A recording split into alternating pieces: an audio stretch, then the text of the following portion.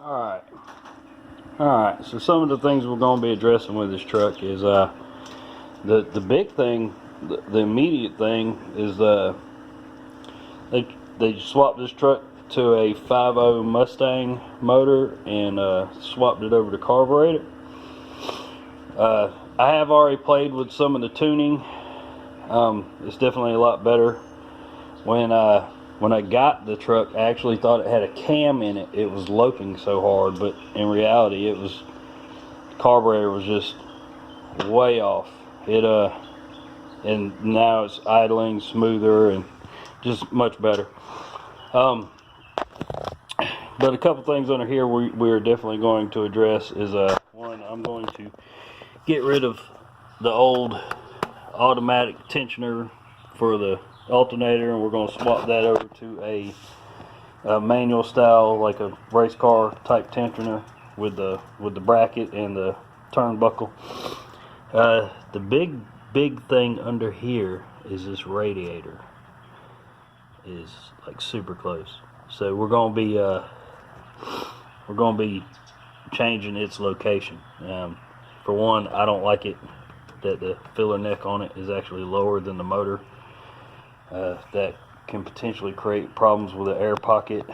So we're going to actually take the radiator out, move it up, move it in, and I might even go ahead and just rebuild the whole front core top support.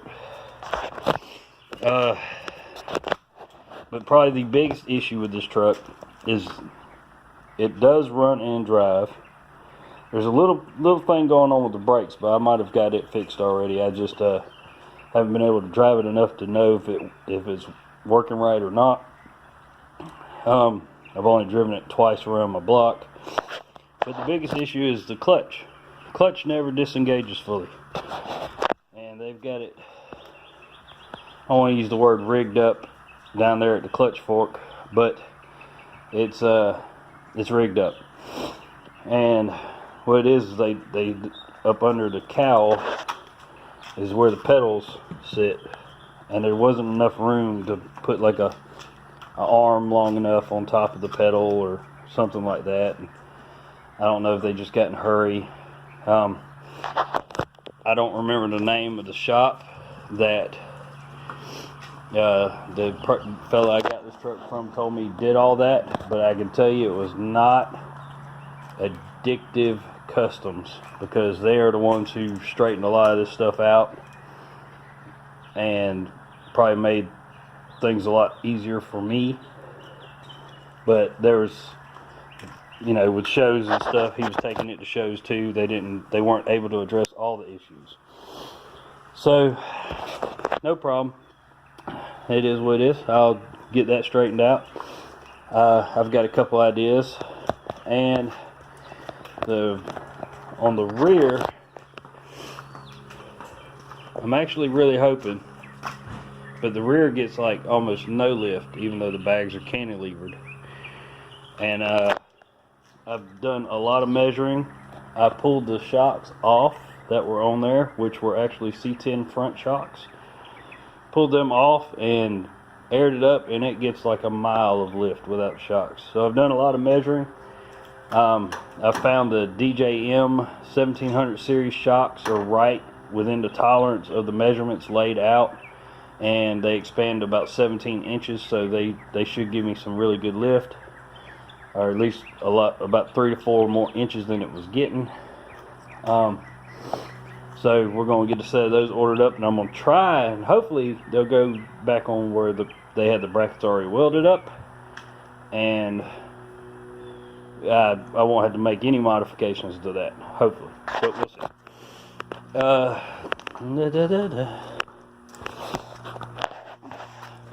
The reason why I'm worried about the shocks having to be a little bit redone is because they are, overall length is about a ½ inch longer, but if the truck lays out, the way the truck between the tires given and the bushings given some, it might make up for that ½ inch. We're also going to be changing the taillight design for a couple reasons. One, I'm not in Unique Technique Car Club. And for two, I'm building this. He was building this truck just mostly for a show truck, and I'm building this truck for something I can cruise around in and still take the shows. So I got it in the state of Georgia. You got to have a little bit more coverage than that, and we're going to. I've got an idea, and I'm gonna get my buddy Clint to help me out with that because he's got a plasma table. So we're gonna be checking that out, but a lot of features of this truck are really cool, like the Mazda design right there in the tail, in the roll pan. I really love the way they inlaid the bed, and they did a really good job. But part of me wishes it had a little bit deeper sump. That way I could maybe every once in a while, if I needed to set something back there and carry it, I could. But that'll work fine. I got another truck. If I need to carry something, I'll use my other truck. Let's see. But as far as it goes, I'm actually about to get the dash out of it, and that way I can start trying to figure out this clutch, because this clutch is bothering me. The only reason why I haven't actually done any real driving with it is because and shakedown with it is because the clutch it slips so bad, and I tried to manipulate their little whatever you want to call it, spacer rig adapter thing down there on the fork, and it engages a little bit better, but once it gets warmed up, now it won't shift gears. So we have got some work to do, but it's gonna be all good. I'm really super happy with this truck. A lot of people don't know that I was talking about in the last episode how I traded my Impala for this truck. Well, there's another story to that. And originally, when I got the Impala, I gave up my 91 B2600i that was body dropped and everything to be able to get that car. So this is kind of my, I guess you'd say, my rebirth into trying to get back into doing some real custom stuff. I have been doing custom stuff over the years, but I started this 5 years ago. You see where it's sitting. I mean, I've lost motivation on things, and I'm really kind of hoping my mini trucker blood will bring it back.